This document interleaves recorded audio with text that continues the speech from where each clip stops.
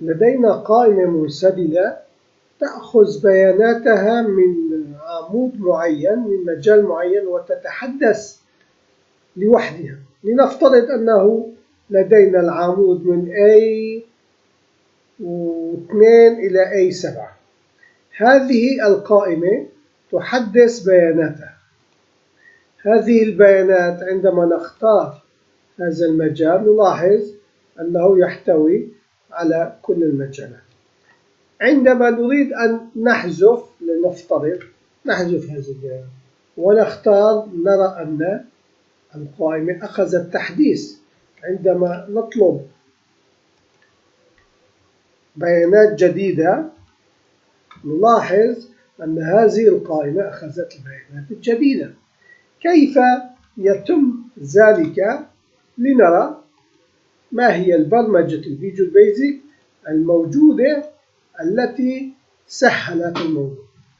نقول طبعا نحن نعمل في ورقة شيت 1. نقول أن أي عملية تغيير أو أي عملية نقل زر، عندما ننقل هذا الزر هنا يتم تحديث البيانات. نأخذ المتغير ونقول أنت تأخذ من الورقة الأولى البيانات أو الخلايا الموجودة في الأسطر على حسب عدد الأسطر إلى الأعلى، فإن هنا تتحسس بعدد الأسطر الموجودة.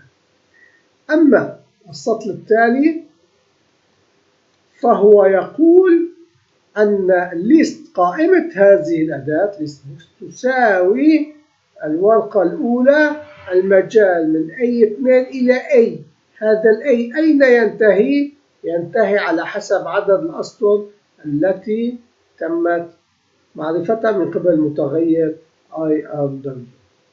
بهذه الحالة هذه القائمة تأخذ بياناتها من A2 إلى الرقم الذي يستنتج من هذا المتغير. برمجة جميلة جدا ومفيدة، لها عدة طرق، فهذه تعتبر أسهل الطرق. طبعا تختلف عندما نبرمجها عن طريق الفيجوال بيزك والنموذج. هذه برمجة خاصة عن طريق الخلايا مباشرة. إلى اللقاء غدا في برمجة جديدة إن شاء الله.